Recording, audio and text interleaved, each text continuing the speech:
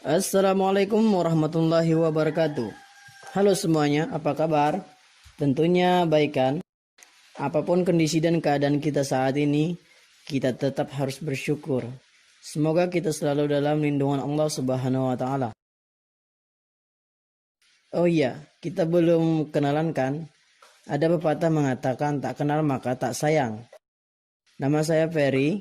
Sekarang kuliah di IAIN Palangkaraya, Prodi Ekonomi Syariah semester 2 kelas E. Di sini saya akan menjelaskan pelajaran fikih muamalah yang bertema harta. Adapun dosen pengampu Fitri Faijah MH. Nah, apa sih itu harta? Tentu kita tahu sendiri harta itu banyak sekali di sekeliling dan di sekitar kehidupan kita. Berdasarkan terminologi adalah harta adalah sesuatu yang digandrungi manusia dan dapat dihindarkan, dimanfaatkan pada saat diperlukan. Ibnu Abidin dari golongan Hanafi.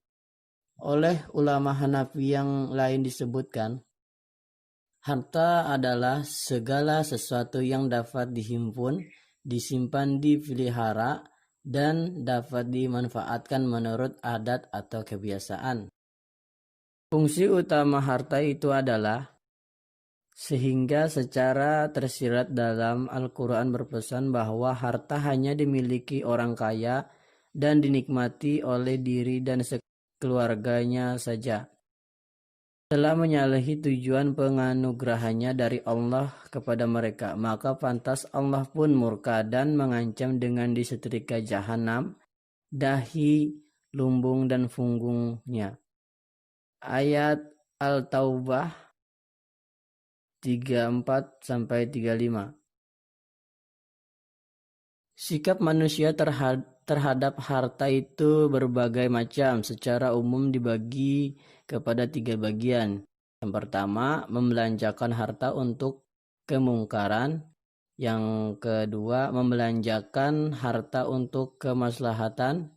Dan yang ketiga, menumpuk-numpuk harta. Sejatinya harta itu bukan milik kita, hanya titipan yang suatu saat akan diambil oleh Allah dengan berbagai macam cara. Oleh karena itu, Allah menuntun manusia untuk menggunakan harta itu sesuai dengan syariat Islam.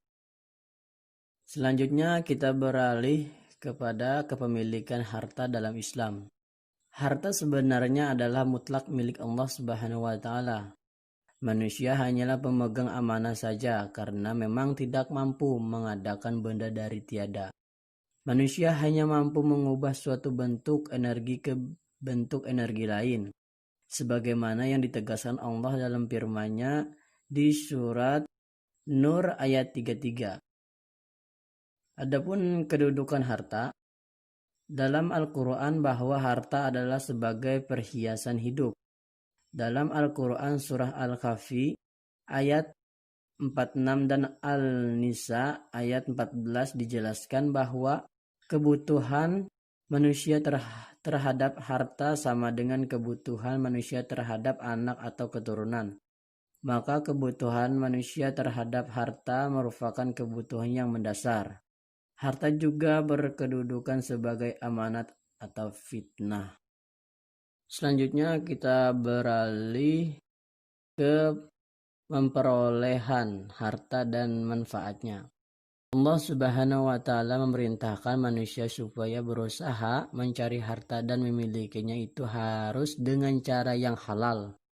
Banyak ayat Al-Quran dan hadis yang memerintahkan hal tersebut, antara lain firman Allah dalam surah Al-Jumu'ah ayat 10.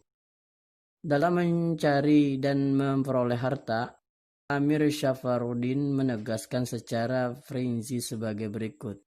Islam tidak membatasi kehendak seseorang dalam mencari harta atau memperoleh harta, selama yang demikian tetap dilakukan dalam prinsip umum yang berlaku yaitu halal dan baik. Kemudian pemanfaatan harta. Yang pertama itu digunakan untuk kepentingan kebutuhan hidup sendiri. Yang kedua dimanfaatkan untuk kepentingan sosial. Yang ketiga digunakan untuk memenuhi kewajibannya terhadap Allah. Adapun kewajibannya kepada Allah itu ada dua macam. Yang pertama kewajiban materi yang berkenaan dengan kewajiban agama yang merupakan utang terhadap Allah. Yang kedua kewajiban materi yang harus ditunaikan untuk keluarga, yaitu anak, istri, dan kerabat. Sekarang kita beralih kepada pembagian harta. Yang pertama itu ada harta mutakawin dan ghair mutakawin. Harta mutakawin segala sesuatu yang dapat dikuasai dengan pekerjaan dan dibolehkan syara untuk memanfaatkannya, yaitu seperti kerbau yang halal dimakan sesuai aturan syara, dan apabila disembelih tidak menurut syara maka tidak syah seperti mati dipukul. Adapun harta ghair mutakawin, sesuatu yang tidak dapat dikuasai dengan pekerjaan dan dilarang syara untuk memanfaatkannya kecuali dalam keadaan madarat seperti babi atau sumbangan untuk membangun tempat maksiat. Harta akar dan harta mankul. Harta akar adalah harta tetap seperti kebun, rumah, sawah, dan tanah. Adapun harta mankul adalah kebalikan dari harta akar yang dapat berpindah atau dipindahkan seperti uang, hewan, dagangan, kendaraan, dan lain-lain. Selanjutnya harta misli dan kimi. Harta misli, harta yang memiliki persamaan, seperti harta yang ditukar atau ditakar seperti gandum, harta yang ditimbang seperti kapas dan besi atau lain-lain. Sedangkan harta kimi, harta yang tidak mempunyai persamaan atau bersifat relatif dan kondisional. Yang selanjutnya harta istilaki dan istimali. Harta istilaki, harta yang dapat diambil manfaatnya dan merusak zatnya. Harta istilaki terbagi menjadi dua. Yang pertama hakiki, yaitu kemanfaatannya hanya dipakai sekali seperti makanan, minuman, kayu bakar, dan lain-lain. Yang kedua hukuki, yaitu di mana zatnya tidak rusak apabila dimanfaatkan seperti uang dan lain-lain. Sedangkan harta istimali dapat diambil manfaatnya sedangkan zatnya tetap tidak berubah seperti kebun, tempat tidur, baju, sepatu, dan lain-lain. Selanjutnya kita masuki sesi tanya jawab, yaitu ada dua pertanyaan. Yang pertama, kenapa kita perlu harta? Yang kedua, kenapa kita harus mencari harta dengan cara yang benar? Yang pertama jawabannya, karena harta itu kita sangat perlu untuk kehidupan sehari-hari kita.